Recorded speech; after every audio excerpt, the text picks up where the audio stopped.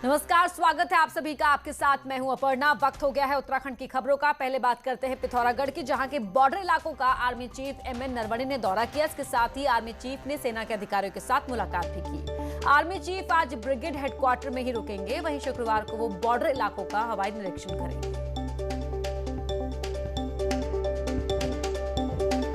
तो आज ब्रिगेड मुख्यालय में ही रुकेंगे एमएन नरवणे।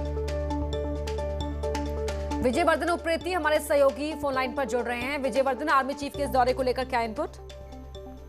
जी अर्पणा, मैं आपको बताऊं, जैसे कि पिथौरागढ़ जिला उत्तराखंड का अकेला ऐसा जिला है जो चीन और नेपाल से लगा हुआ है, और ये पहला मौका है जब लिपुलेख बॉर्डर पर 17,000 फीट की हाइट पे जो चीन के साथ सीमा विवाद चल रहा है, उसके बावजूद सर्दियों में सेना के जवान तैनात है। तो निश्चित तौर पर, हालांकि ऑफिशियल तौर पर आर्मी ने कोई जानकारी नहीं दी है, लेकिन यह माना जा रहा है कि आर्मी चीफ बॉर्डर में जो सुरक्षा तंत्र है उसका जायजा लेने आए थे, अपने अधिकारियों से बातचीत करने आए थे। साथ ही लिपुलेख बॉर्डर, खासकर जो सबसे संवेदनशील बॉर्डर है, उस बॉर्डर पर किस तरीके से कहां पर सेना तैनात है, कोई दिक्कत है, यह आर्मी अफसर से इनपुट लेने के लिए वो यहाँ पर पहुंचे हैं। जी, बहुत शुक्रिया आपका इस जानकारी के लिए। अल्मोड़ा के सल्ट से बीजेपी के विधायक सुरेंद्र सिंह जीना पंचतत्व में विलीन हो गए। आज दिल्ली के निगमबोध घाट पर उनका अंतिम संस्कार किया गया। 50 साल के विधायक जीना दिल्ली के गंगाराम अस्पताल में एडमिट थे, जहां आज सुबह 4 बजे उन्होंने अंतिम सांस ली। इससे पहले दिल्ली में ही 27 अक्टूबर को जीना की पत्नी का भी हार्ट अटैक से निधन हो गया था। इसके कुछ दिन बाद विधायक जीना की भी तबीयत खराब हुई तो उन्हें अस्पताल में एडमिट कराया गया, जहां उनकी रिपोर्ट कोरोना पॉजिटिव आई थी। सुरेंद्र सिंह जीना साल 2007 में अल्मोड़ा के भिकियासैंण सीट से विधायक का चुनाव जीते। बाद में परिसीमन में सल्ट विधानसभा सीट हो गई। यहां से भी जीना 2012 और 2017 का चुनाव जीते थे। प्रदेश बीजेपी दफ्तर में आयोजित श्रद्धांजलि सभा में विधायक सुरेंद्र सिंह जीना को श्रद्धांजलि दी गई। इस मौके पर सीएम बेहद भावुक हो गए। सीएम ने कहा कि जीना एक मिलनसार और प्रतिभाशाली व्यक्ति थे। उनके असमय चले जाने से पार्टी और समाज को क्षति हुई है। इस मौके पर प्रदेश बीजेपी अध्यक्ष समेत विधायक और पार्टी वर्कर्स मौजूद थे। बहुत मजबूत साथी हमको छोड़ के चला गया। बहुत बड़ी क्षति हुई है, देश प्रदेश की राजनीति के लिए क्षति हुई है। ऐसा होनहार वो विधायक, क्षेत्र की चिंता, जो गरीब लोग हैं उनकी चिंता। मैं उसके क्षेत्र में 3 बार गया, उसकी विधानसभा क्षेत्र में। देखता था कि बहनें भाई की तरह कर रहे हैं, बड़े उसको छोटे बच्चे की तरह। स्वभाव ही ऐसा था, सबके साथ इतना घुलने मिलने वाला स्वभाव उसका था, लेकिन वो नहीं रहा। निश्चित रूप से आज जो अभूतपूर्व क्षति हुई है उसकी भरपाई करना बहुत लंबे समय तक मुझे मुश्किल लगता है। हमारे बीच के स्वर्गीय सुरेंद्र सिंह जीना 3 बार के विधायक नहीं बल्कि हर एक के हृदय के मित्र, हर एक के हृदय के मित्र, सबसे आत्मीयता। अब आपको उत्तराखंड का कोरोना अपडेट बता देते हैं। आज उत्तराखंड में कोरोना के 451 नए मामले सामने आए। साथ ही 7 लोगों की कोरोना संक्रमण से मौत हो गई। राज्य में कोरोना के अब तक कुल 67,000 केस सामने आ चुके हैं, जिसमें 4,100 से ज्यादा केस अभी भी एक्टिव हैं। दिवाली के त्योहार पर कोरोना बड़ी मुसीबत न बन जाए, इसको लेकर सीएम त्रिवेंद्र रावत ने सचिवालय में मीटिंग ली। सीएम ने निर्देश दिए कि अगले 15 दिन विशेष सतर्कता बरतने की जरूरत है और 4 मैदानी जिलों में इसके लिए विशेष प्रयास किए जाने की आवश्यकता है। सीएम ने कहा कि भीड़ भाड़ वाली जगहों पर मास्क और सोशल डिस्टेंसिंग का पालन करवाया जाए। दिल्ली में सेकेंड या थर्ड जो भी वेव है वहाँ तेजी के साथ बढ़ी है, और इस बीच में जो अनलॉकडाउन है वो पूरी तरह से लगातार हुआ है। मार्केट में सरकार के गाइडलाइन के अनुसार कई बार ऐसा होता है कि उसका पूर्णतः पालन नहीं होता, तो इस कारण से ये सारी चीज़ें सामने आ रही हैं।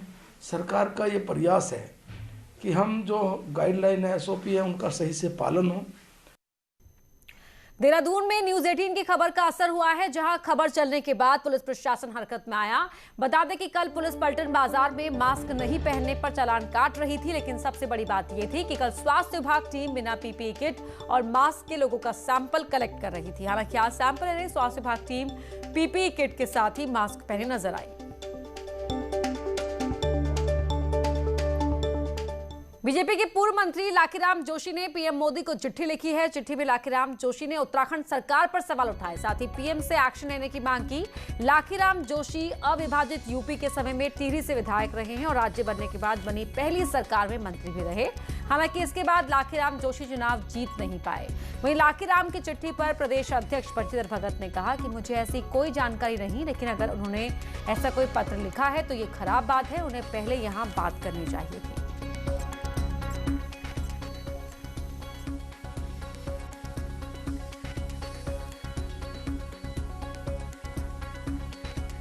निश्चित रूप से बहुत खराब बात है। लाखीराम जोशी इस तरह का पत्र लिखें प्रधानमंत्री को, तो उनको यहाँ लिखना चाहिए प्रदेश को।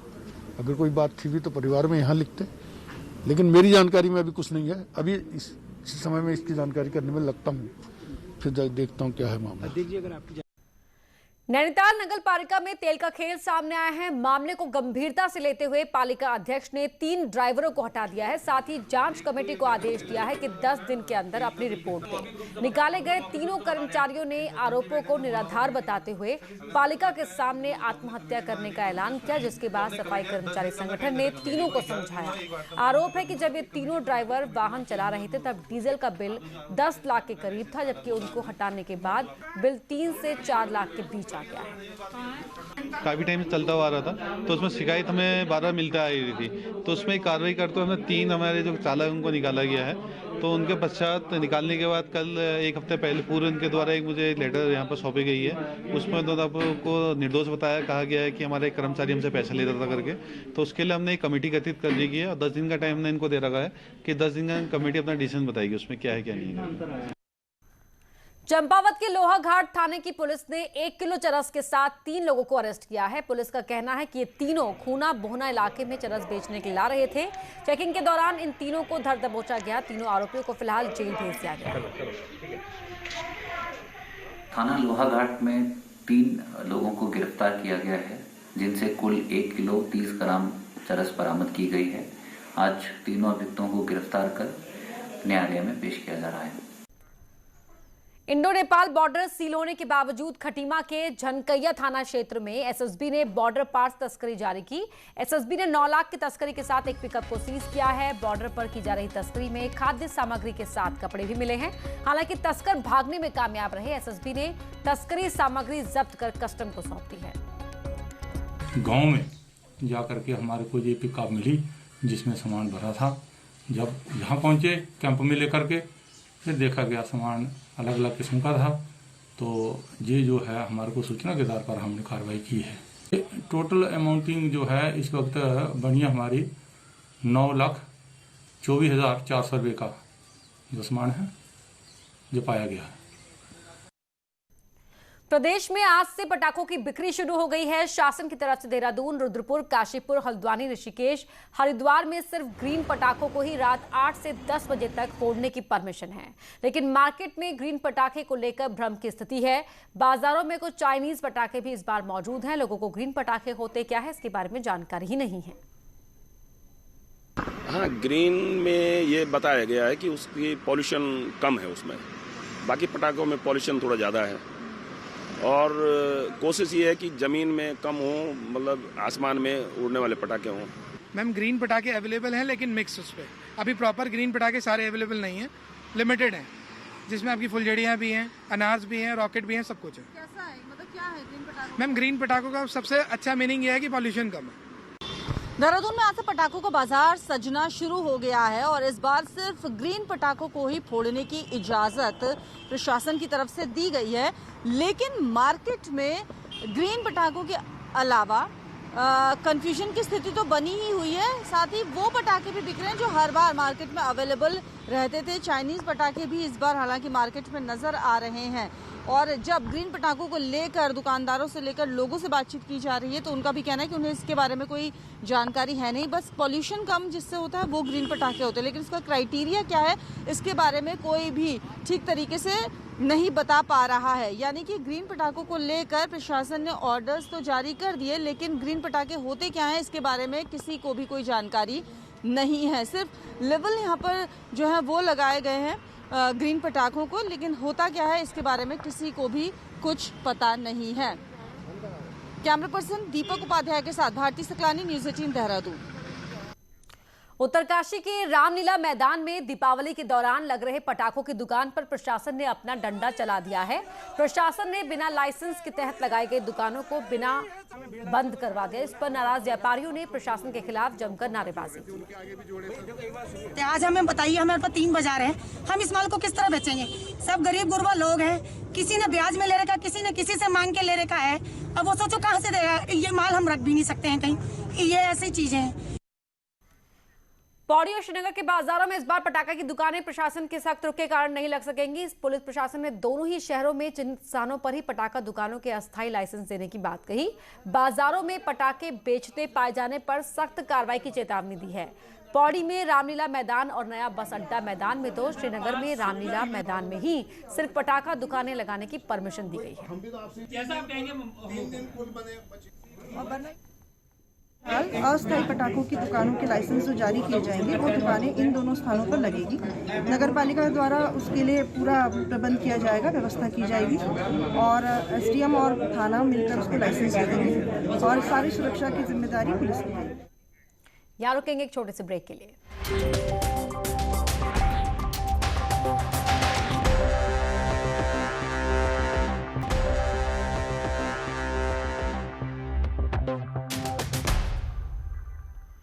चारधाम के साथ बॉर्डर तक रोड नेटवर्क को मजबूत करने के लिए ऑल वेदर रोड का काम चल रहा है। वहीं लोगों का कहना है कि अभी भले ही थोड़ी मुश्किल आ रही हो, लेकिन इस रोड से उम्मीद ज्यादा है।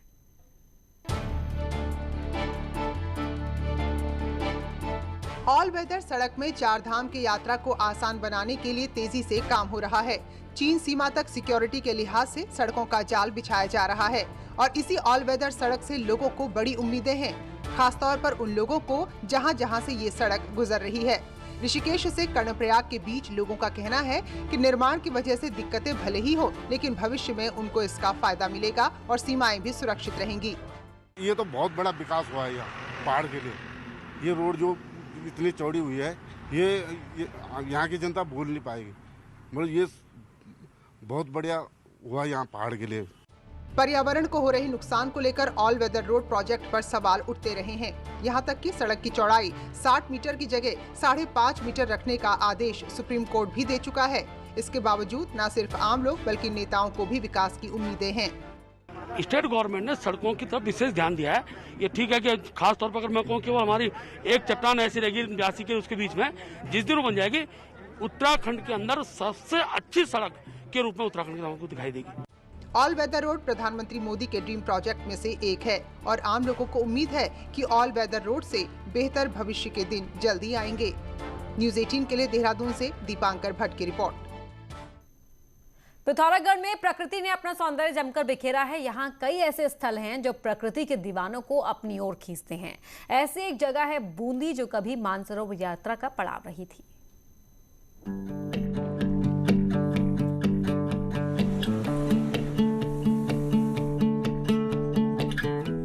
9000 फीट की ऊंचाई पर बसे बूंदी में प्रकृति ने अपना खजाना जमकर बिखेरा है। चीन सीमा को जोड़ने वाली लिपुलेख सड़क बनने से पहले ये गांव मानसरोवर यात्रा का पड़ाव भी हुआ करता था। चारों ओर से इस गांव को हिमालय की चोटियों ने घेरा है। ऊंचाई पर होने की वजह से यहाँ चोटियाँ साल भर बर्फ से ढकी रहती हैं। अब जबकि सड़क बन गई है तो उम्मीद है कि यहाँ आने वाली सैलानियों की संख्या में इजाफा होगा। तो यहाँ मतलब बाहर से जैसे गुजरात, महाराष्ट्र, हर जगह से इतनी भीड़ मतलब भीड़ रहती है यहाँ। यात्रा चलती है, टूरिस्ट आते हैं, पर्सनल भी आते हैं मतलब कैलाश मानसरोवर के। उससे आदि कैलाश लगभग अभी लगा बहुत भीड़ होता है यहाँ। देखिए, जब सड़क नहीं बनी थी तो हम यहाँ आने की सोच भी नहीं सकते थे। आज सड़क का उद्घाटन हुआ है। हम लोग यहाँ बूदी गांव में आए हैं और जिस तरह से मेरे पीछे आप देख रहे हैं कि ग्लेशियर्स दिख रहे हैं और बड़े बड़े हिमकण हम देख रहे हैं। बहुत अद्भुत सुंदर नज़ारा है। बूदी में एक ओर से नेपाल में पड़ने वाली हिमालय की चोटियां हैं तो दूसरी ओर भारत की हिम श्रृंखलाएं इसकी खूबसूरती में चार चांद लगाती हैं। लेकिन ये इलाका बिजली, स्वास्थ्य और शिक्षा जैसी मूलभूत सुविधाओं से कोसों दूर है। यही वजह है कि गांव से आधे से ज्यादा लोग पलायन कर चुके हैं। समस्या है, जैसे लाइट का है, बहुत बड़ा समस्या है, और शिक्षा के लिए स्कूल है नहीं यहाँ, जैसे प्राइमरी पाठशाला वगैरह कुछ है नहीं। हायर स्टडी के लिए बाहर जाना पड़ता है। लिपुलेख सड़क से जुड़ने के बाद उम्मीद जग रही है कि इस गांव में जरूरी सुविधाएं उपलब्ध होंगी, जिससे हिमालय की गोद में बसा ये पर्यटन स्थल मानचित्र में स्थापित होगा। साथ ही रिवर्स पलायन भी शुरू होगा। न्यूज़ 18 के लिए पिथौरागढ़ से विजय वर्धन उप्रेती की रिपोर्ट। केंद्रीय शिक्षा मंत्री रमेश पोखरियाल निशंक ने आज बद्री विशाल के दर्शन कर पूजा अर्चना की। उनकी बेटी श्रेयसी निशंक भी साथ में मौजूद थी। निशंक ने देवस्थानम बोर्ड के अधिकारियों से बद्रीश वन संरक्षण को लेकर भी चर्चा की और धाम पहुंचने वाले विशिष्ट जनों से एक पौधा लगवाने का सुझाव भी दिया।